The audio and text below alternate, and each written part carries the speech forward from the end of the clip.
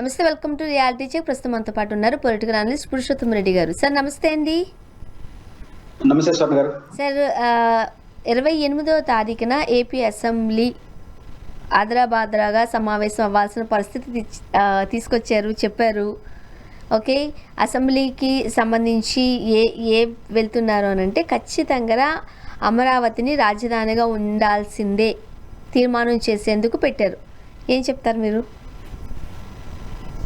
రేపు ప్రత్యేక సమావేశం పెడుతున్నట్టుగా చెప్తున్నారు. రేపు ఏం తీర్మానం పెడతారు, ఏం ఉపన్యాసాలు చెప్తారు అనే దాన్ని బట్టి ఉంటుంది. తీర్మానానికి ఉపన్యాసాలకి ఏం సంబంధం ఉండదు. తీర్మానం సాంకేతికంగా ఉంటుంది, ఉపన్యాసాలు మాత్రం రాజకీయంగా ఉంటుంది. జగన్మోహన్ రెడ్డి గారు సభకు హాజరు కాకపోయినా బహుశా జగన్మోహన్ రెడ్డి గారి కోసం ఈ స్పెషల్ మీటింగ్ ఏమైనా ఏర్పాటు చేస్తా అనిపిస్తుంది. ఎందుకంటే నిజానికి చట్టం చేయాల్సిన అవసరం ఏమి లేదు. రాజధాని మాది ఇది అని చెప్పడం కోసం ఆంధ్రప్రదేశ్ కేబినెట్ ఒక తీర్మానం చేసి ఫలానా ప్రాంతం నుంచి మేము పరిపాలిస్తున్నాం కాబట్టి ఆ ప్రాంతాన్ని రాష్ట్ర రాజధానిగా గుర్తించమని కేంద్రానికి లెటర్ రాస్తే కేంద్రం ఆటోమేటిక్ గా యాక్సెప్ట్ చేసి గెజెట్ చేస్తుంది. ఒక సాధారణ అంశాన్ని ఒక అసాధారణ అంశంగా మార్చేసి శాశ్వత రాజధానిని రకరకాల పేర్లతో చెప్పడం ద్వారా చూస్తున్నప్పుడు ఇది రాజకీయ పరమైనటువంటి అటాక్ జగన్ గారి మీద చేయడానికి ఏమైనా పెడుతున్నారా, లేదా రాజధాని పైన మాకు ప్రత్యేకమైనటువంటి ఫోకస్ ఉందని చెప్పడం కోసం ప్రజల కోసం చెప్తున్నారా తెలియదు. కానీ దీనివల్ల పెద్ద అదన ప్రయోజనమే ఉండదు. ఆటోమేటిక్ గా ఆంధ్రప్రదేశ్ ప్రభుత్వం కోరిన వెంటనే కేంద్ర ప్రభుత్వం గెజిట్ చేస్తుంది. ఏదైనా సాంకేతిక సమస్యలు ఉంటే అటు ఇటు కొంత టైం తీసుకుంటుంది తప్ప ఉండదు. ఇది పూర్తిగా స్టేట్ అఫైర్. కేంద్రానికి పంపిస్తాం, పార్లమెంట్ ఇప్పుడు బడ్జెట్ సమావేశం దీని గురించి చర్చిస్తారు. అసలు పార్లమెంట్ నాకున్నావు కానీ పార్లమెంట్ దృష్టికి పోదు. ఎందుకంటే కేంద్రం పరిధి కాదు, కేంద్రం గుర్తించడం వరకే పరిధి. ఈ విషయాన్ని కేంద్రమే చెప్పింది.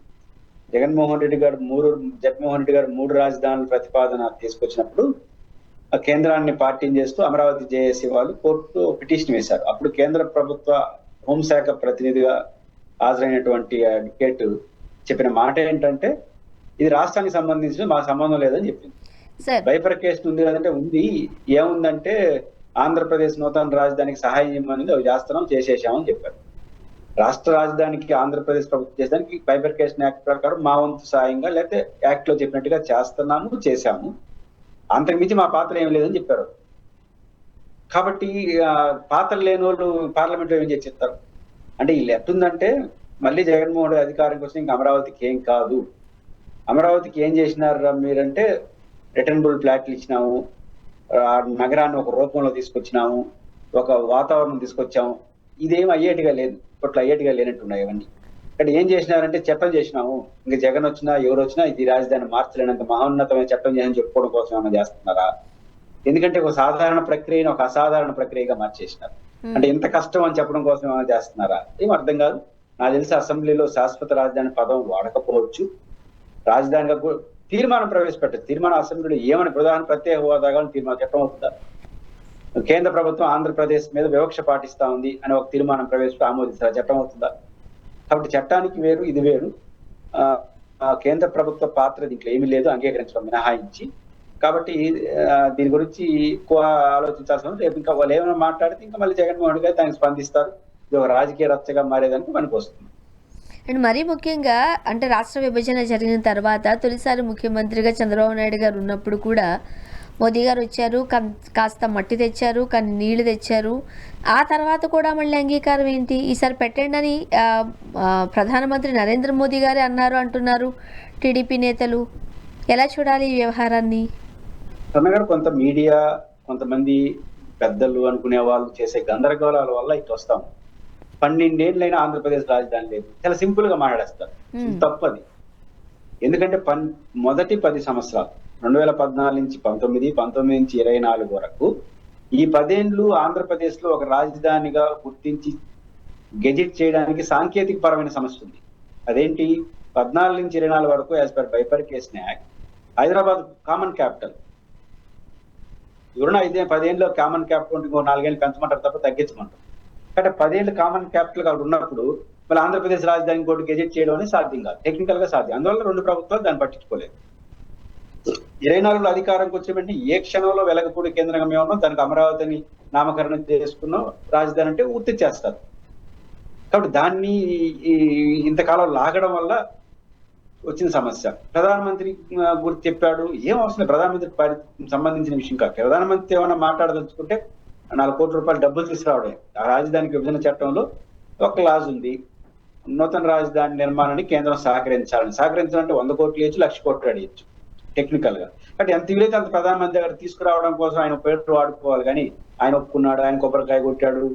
ఆయన కొబ్బరికాయ ఏంది, రేపు విశాఖపట్నం రాజధానిని జగన్మోహన్ రెడ్డి అప్పుడు కానీ చట్టం మాత్రం ఆడలో కొబ్బరికాయ కొట్టారు. కేంద్ర ప్రధానమంత్రి తప్పు కాదు, కేంద్రం పాత్ర లేదని కేంద్రం చెప్పింది. మాకు సంబంధం లేని సబ్జెక్ట్ అని మీరు చూసుకోండి అని చెప్పింది. ఇంకా చెప్పాలంటే సుప్రీంకోర్టులో అఫిడేట్లు ఏం చెప్పింది, 2014లో ఆనాటి ప్రభుత్వం మాకు అమరావతి రాజధానిగా అని ఒక తీర్మానం పంపింది, నోట్ చేసి పెట్టుకున్నాం. తర్వాత 2019లో ఇంకో మళ్ళీ ప్రభుత్వం మారిన తర్వాత 3 రాజధానులు అని చెప్పి ఒక తీర్మానం పంపించారు, దాన్ని నోట్ చేసుకున్నాం. మళ్ళీ ఏదైనా వస్తే మీకు చెప్తామని చెప్పినారు. మా పని ఏంటంటే వచ్చిన దాన్ని నోట్ చేసుకోవడం, ఆమోదించడం. వాళ్ళ పని అంతే. రాష్ట్ర రాజధాని ఏది ఉండాలనేది రాష్ట్ర సబ్జెక్ట్. అది కానీ ఇంతకు ముందు కూడా పెట్టారు కదా సార్ ఇటువంటి తీర్మానాలు, ఇంతకు ముందు కూడా పెట్టారు. మన దగ్గర ముఖ్యమంత్రులు మారారేమో తప్ప ఈ 3 టర్మ్స్ లోనూ మనం చూసాం కేంద్రంలో ఉన్నది ప్రధానమంత్రి నరేంద్ర మోదీ గారే. మరి అప్పుడు ఎందుకు ఓకే చేయలేదు? అంటే 14 నుంచి 19 చంద్రబాబు గారు రాజధానిగా అమరావతిని గుర్తించమనే లెటర్ రాయలేదు, రాయడానికి అవకాశం కూడా లేదు. రీజన్ ఏంటంటే ఉమ్మడి క్యాపిటల్ ఉంది హైదరాబాద్. ఎట్లా రాస్తాడు? రాస్తే ఏం చేయాలి? కేంద్ర ప్రభుత్వం ప్రతి పార్లమెంట్ లో చట్టం చేయాలి, ఉమ్మడి రాష్ట్రానికి రాజధాని ఉన్న హైదరాబాద్ కుదించి 5 ఏళ్లకే పరిమితం చేసామని. కుదించిన తర్వాత మరి కొత్త రాజధాని పంపించాలి. ఎన్ని రాజధానులు ఉంటావో ఆ రాష్ట్రం ఒక రాజధాని, ఒక రాష్ట్రానికి ఉంటుందా? ఒక రాష్ట్రానికి ఉమ్మడి క్యాపిటల్ ఉన్నప్పుడు దాన్ని క్లియర్ చేయకుండా ఎట్లా వస్తారు? అంటే 14 నుంచి 19 వరకు ప్రయత్నం జరగలేదు, జరగడానికి లేదు. 19 నుంచి 24 వరకు జగన్మోహన్ రెడ్డి 3 క్యాపిటల్ ఫార్ములా కాదు, ఆయన సింగిల్ క్యాపిటల్ ఫార్ములా ఉన్నవాడు చేయలేడు. ఎందుకంటే 24 వరకు చట్ట ప్రకారం వాళ్ళు మనకు ఉంది. 24 నుంచి ఏ రోజు లెటర్ రాసినా ఇచ్చుంటారు, మనం రాయలేదు ఇంతవరకు. ఇప్పుడు రాస్తా ఉంటున్నారు, దానికి అసెంబ్లీలో తీర్మానం చేసి రాస్తా ఉంటున్నారు, రాయండి. కాబట్టి మోడీ గారు ఆమోదం పొందలేదు, మన రాష్ట్ర ప్రయత్నం తప్పు కూడా కాదు. 12 ఏళ్ళు అనే పదం వాడడమే తప్పు. గత 2 ఏళ్ళే లెక్కేసుకోవాలి. 10 ఏళ్ళు మనకు రాజధాని హైదరాబాద్ ఉండింది. అది ఉండగా దాన్ని కాదని ఇంకొక రాజధాని ఎట్లా చెప్తారు? 2 రాష్ట్రాలు ఉంటాయి, రాజధాని ఉండవు కదా. మీకు 3 రాజధానులు, దాంట్లో కూడా 3 రాజధాని కేంద్రం గుర్తించదు, ఒకే రాజధాని గుర్తిస్తుంది. అదేది? ముఖ్యమంత్రి ప్రిన్సిపల్ సీట్ ఎక్కడ ఉంటుంది? విశాఖపట్నం, అదే రాజధాని చెప్పుకుంటుంది. ఇక్కడ మనం 4 మీరు కార్యాలయాలు 13 జిల్లాలో పెట్టుకోండి, 13 రాజధానులు అని చెప్తుంటారు, చెప్పదు. సీఎం ప్రిన్సిపల్ సీటే state capital. CM principal seat ఎక్కడ ఉంటుంది? విశాఖపట్నంలో ఉంటుంది. జగన్ గారు 3 రాజధానులు అట్లా విశాఖపట్నం ఆంధ్రప్రదేశ్ రాజధాని అయిపోయింది. ఇక్కడ ఆంధ్రప్రదేశ్ ప్రభుత్వం 3 రాజధానులు అంటే 3 రాజధానులు ఆమోదించడమే కుదరదు. సింగిల్ గా ప్రిన్సిపల్ సీట్ ని స్టేట్ క్యాపిటల్ గుర్తిస్తారు. కాబట్టి ఆలస్యం అనేది జరగలేదు. 10 ఏళ్ళు అనేది బైఫర్కేషన్ యాక్ట్ వల్ల వచ్చింది, కామన్ క్యాపిటల్ వచ్చింది. 2 ఏళ్ళు వీళ్ళు అనుకుంటే అయిపోయింది. ఇప్పుడు అనుకుంటున్నారు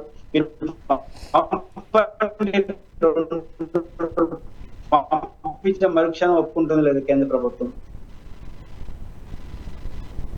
ఓకే, మరికొంతమంది కావాలనే ఈరోజు ఆ టీడీపీ ప్రభుత్వం కావాలని చేస్తుంది, అసలు ఆ పార్లమెంట్ తీర్మానం అవసరమే లేదు, మీరు చెప్తున్న దాని ప్రకారం కూడా ఇది రాష్ట్ర ప్రభుత్వానికి సంబంధించింది కాబట్టి రాష్ట్రాలు ఒప్పుకుంటే సరిపోతాయి అని అంటున్నారు. ఇంతమందికి తెలిసిన విషయాన్ని ఎందుకు జొప్పించే ప్రయత్నం చేస్తున్నారు టీడీపీ గవర్నమెంట్?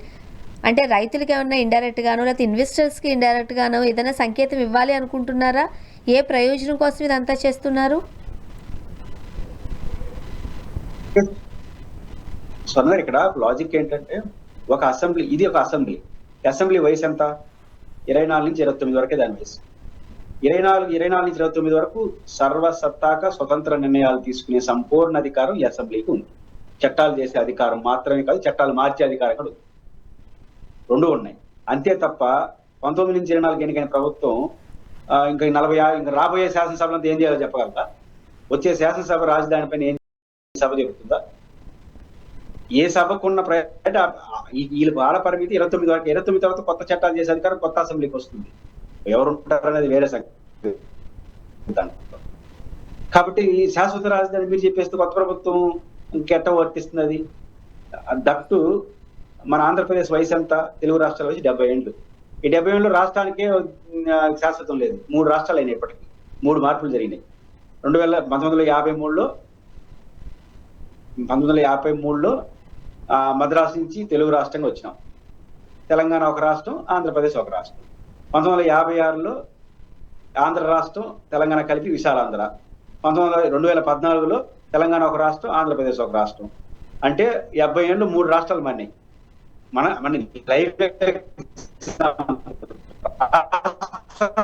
మారిపోతానంగా లేనిది అయినాయి కదా తెలంగాణ, ఆంధ్రప్రదేశ్.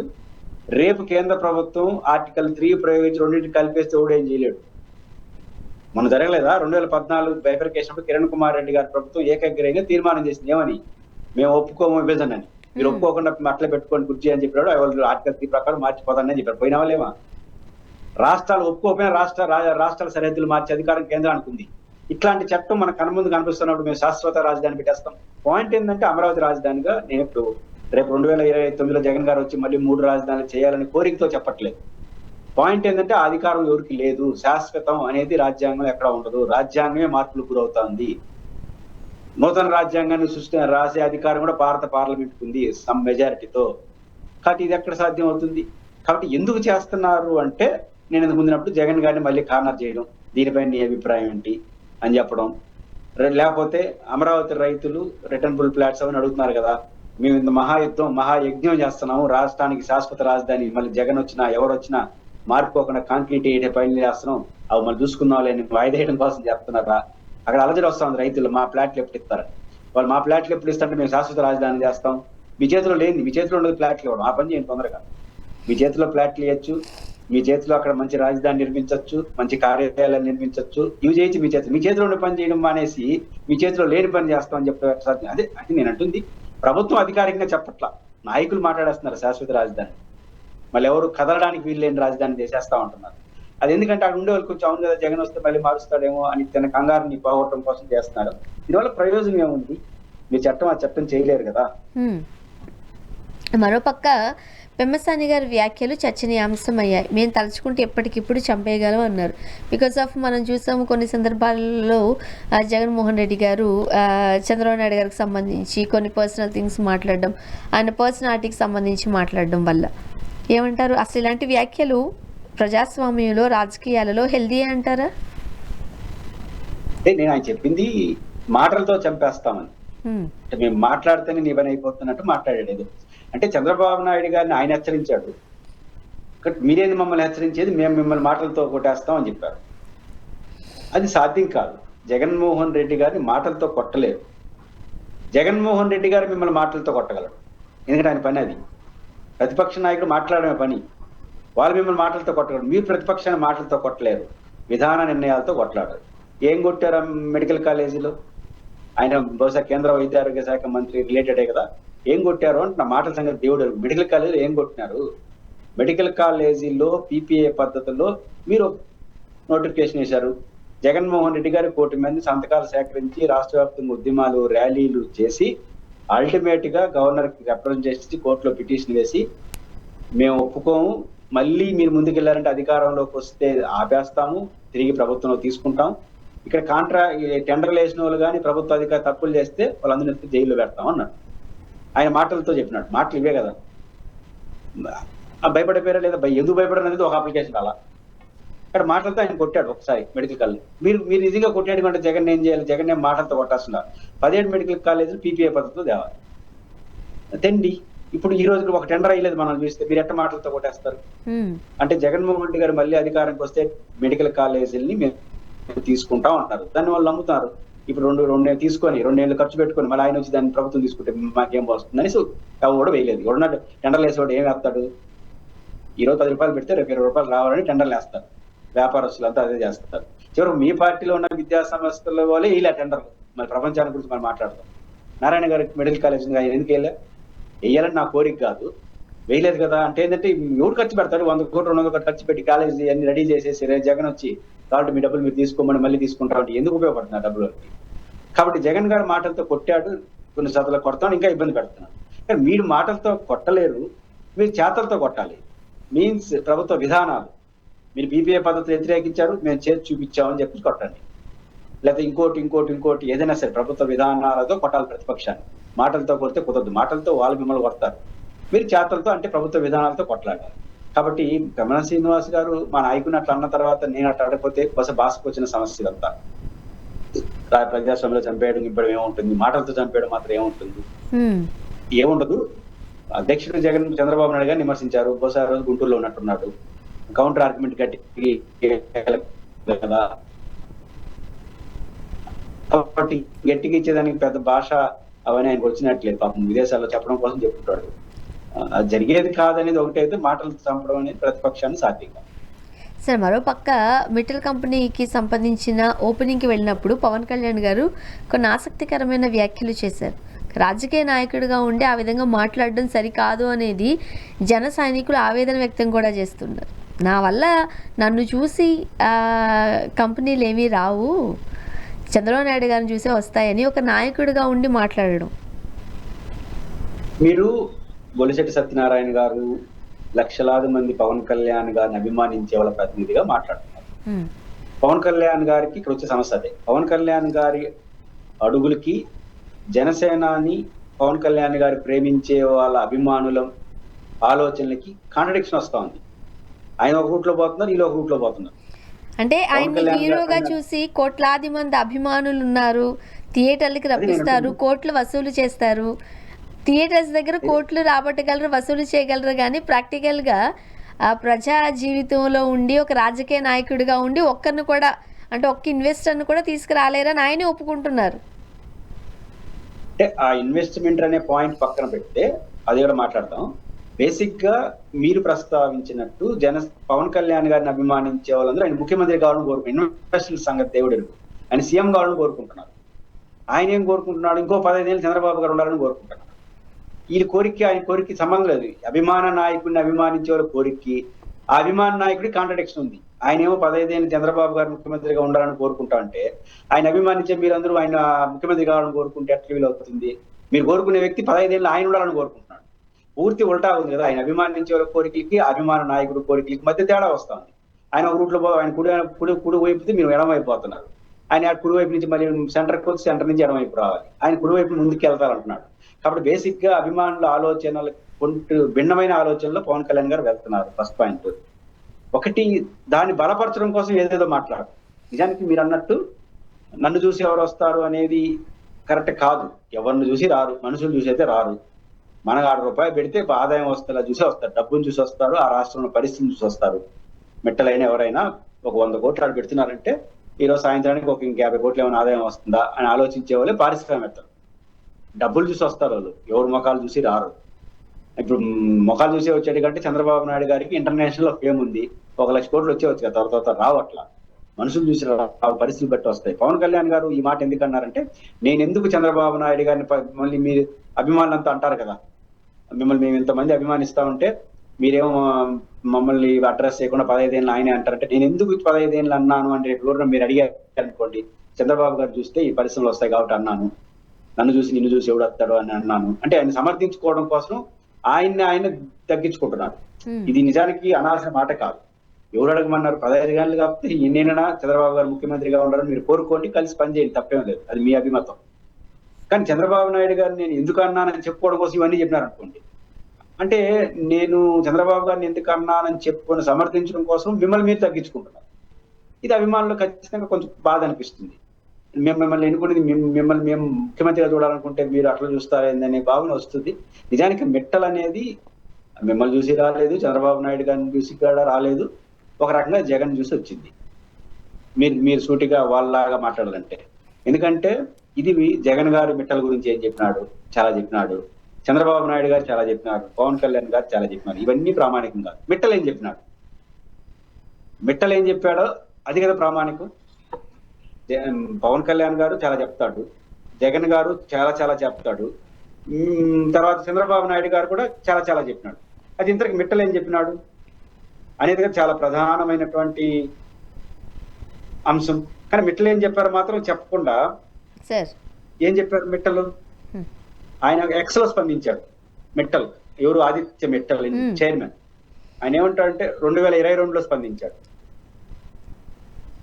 ఏమని చెప్పారు? Annual meeting at Davos 2022, Aditya Mittal chairman signed on MOU with YS Jagan lead Andhra Pradesh government extended operation of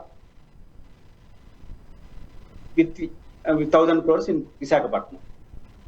Aditya Mittal chairperson నేను ఆంధ్రప్రదేశ్ ముఖ్యమంత్రి జగన్మోహన్ తో దావోస్ లో ఎంఓ పైన సైన్ చేసినాను 2022లో. ఆయన ఎక్స్ లో స్పందించినాడు. అప్పుడు ఎవరు చూసి వచ్చినట్టు ఆ పరిశ్రమ?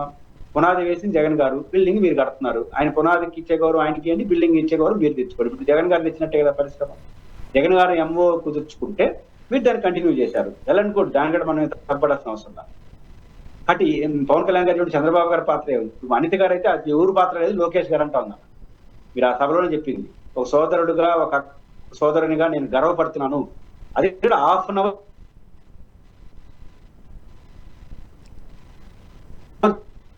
లో లోకేష్ గారు అడిగిన వెంటనే వచ్చేసినారు.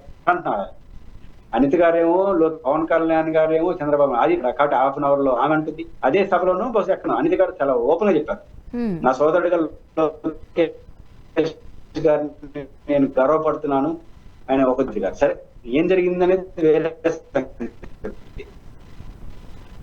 ఉప ముఖ్యమంత్రి గారు లోకేష్ గారు అంటారు, ఉప ముఖ్యమంత్రి గారు బహుశా నాయుడు గారు అన్నారు, నాకు తెలియదు. కానీ మొత్తం మీద ఎవరు చెప్తున్నారు. కానీ ఆదిత్యనాథ్ మాత్రం నేను స్వామ్యం జగన్తో కుదుర్చుకున్నాను. అంటే రాజకీయ కారణాలతో ఎవరికి నచ్చినట్టు వాళ్ళు మాట్లాడుకోవచ్చు, కానీ కాపులకు సంబంధించిన వ్యక్తి తమ ముఖ్య నేతగా ఉండాలి, ముఖ్యమంత్రి పీఠం మీద కూర్చోవాలి అని ఆశించే కాపులందరూ ఏకమయ్యి ఓట్లేసి పవన్ కళ్యాణ్ గారు జనసేన ఎక్కడ నిలబడితే మొత్తం అన్ని చోట్ల స్విప్ చేసేశారు. మరి అలాంటి తరుణంలో అండ్ మొన్నటికి మొన్న బొలిశెట్టి శ్రీనివాస్ గారి వ్యాఖ్యలు కూడా మనం గుర్తు చేసుకుందాం. కనీసం సీఎం రిలీఫ్ ఫండ్ ఇవ్వడానికి కూడా మేము అడుక్కోవాల్సి వస్తుంది, అది కూడా మాకు రావట్లేదు అని చాలా ఆవేదనగా వ్యక్తం చేశారు.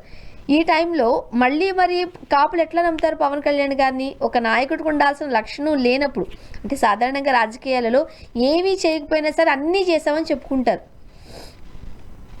ఒక రకంగా చెప్పండి, ఈరోజు కూటమి నిలబడి ఉంది అంటే దానికి కారణం పవన్ కళ్యాణ్ గారే. ఆ క్రెడిట్ ఇవ్వచ్చు ఆయనకి.